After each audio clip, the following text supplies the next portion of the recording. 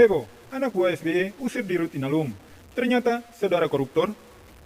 Artikel ini ditulis oleh nialif.disior.com. Semua rakyat sadar jika periode pertama Jokowi berhasil membawa kemajuan jauh dua SBY. Lagi di periode kedua ini, bersih-bersih koruptor dan mafia dilakukan lebih masif lagi.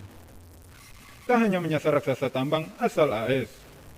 Raksasa tambang berhasil juga berhasil dieksekusi. Pantas saja yang mendukung PPO dilindungi kepanasan tak terima dengan gebrakan spektakuler Jokowi.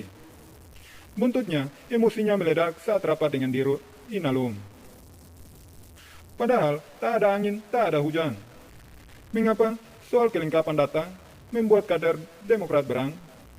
Hal yang perlu ditanyakan baik-baik malah dibuat heboh dengan ancaman pengusiran. Apakah keanehan kader Demokrat ini sengaja untuk mendukung bobrok pimpinannya yang bisanya hanya baper?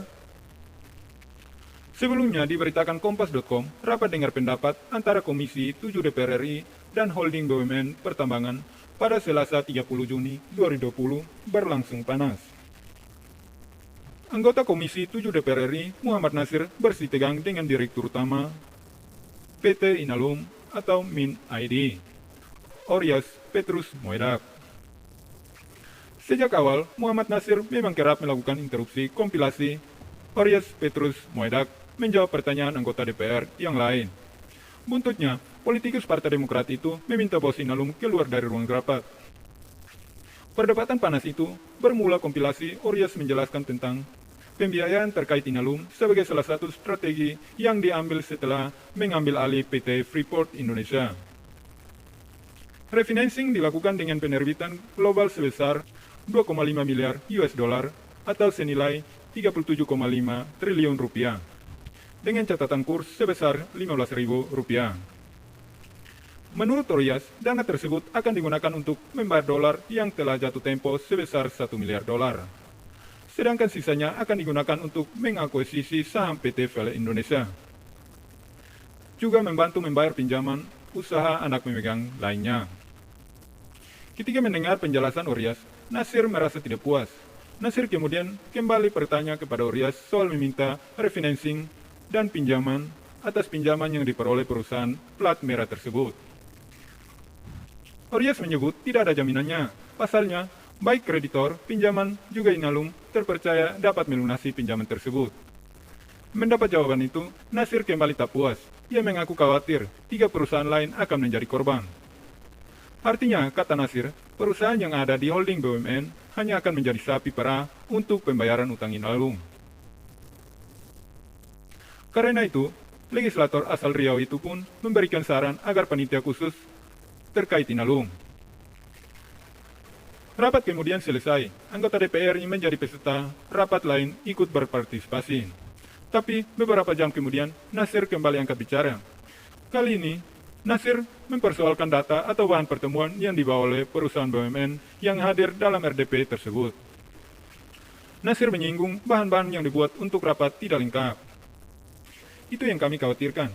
Makanya kita meminta data detailnya. Kalau Bapak sekali lagi gini, saya suruh Bapak keluar dari rapat, kata Nasir. Mendengar ucapan anggota dewan itu, Oryas tidak diam. Ia menimpalinya. Kalau Bapak suruh saya keluar, ya saya keluar, ucap Oryas. Ya, ayah bagus keluar. Kalau enggak ada gunanya. Ayah rapat di sini. DPR ini bukan buat main-main. Anda bukan main-main di sini, kata Nasir dengan nada tinggi. Saya enggak main-main, jawab Oryas. Jadi, kamu kalau rapat harus lengkap bahannya. Enak betul Anda di sini. Siapa yang menyimpan Anda di sini? Percuma naruh orang kayak gini, ngerti? Kurang ajar Anda, ujar Nasir masih dengan nada yang tinggi. Kurang ajar Anda di sini. Jika Anda nggak senang, Anda keluar. Kau pikir punya saudara kau ini semua? Sambungnya lagi. Wakil Ketua Komisi 7 DPR RI, Alex Nurdin, selaku pimpinan rapat, kemudian menengahi. Selanjutnya, anggota Komisi 7 DPR lainnya memberikan pandangan. Berita kelakuan anak buah SBY ini sungguh sangat memalukan.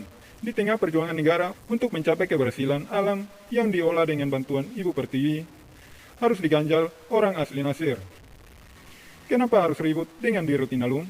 Bukannya keputusan di investasi saham menjadi kebijakan pemerintah? Apakah karena dia percaya bisa berkuasa mendesak Dirut BUMN perlu sewenang-wenang? Kalau boleh jujur, selama 10 tahun pemerintahan SBY, apa saja yang dilakukan? Tak ada warisan pembangunan lebih besar di investasi saham perusahaan, malah yang ada warisan mangkrak hambalang. Pantas saja kini hadir kadernya ikut melihat perkembangan negara di tangan Jokowi. Demokrat yang tak punya waktu lagi dengan sisa yang ada membuat heboh pemerintah. Perhatian masyarakat kita sudah cerdas dan tak disetujui sandiwara Demokrat. Netizen malah membongkar profil Nasir yang tak lain adalah saudara Nasarudin. Dirinya diungkit-ungkit sebagai saudara koruptor yang tak memiliki tata krama pada orang lain, dalam hal ini di Rutinalum. Rupanya rasa frustasi akan menjadi keunggulan Jokowi tak hanya dimiliki oleh ketum, tapi juga bawahannya.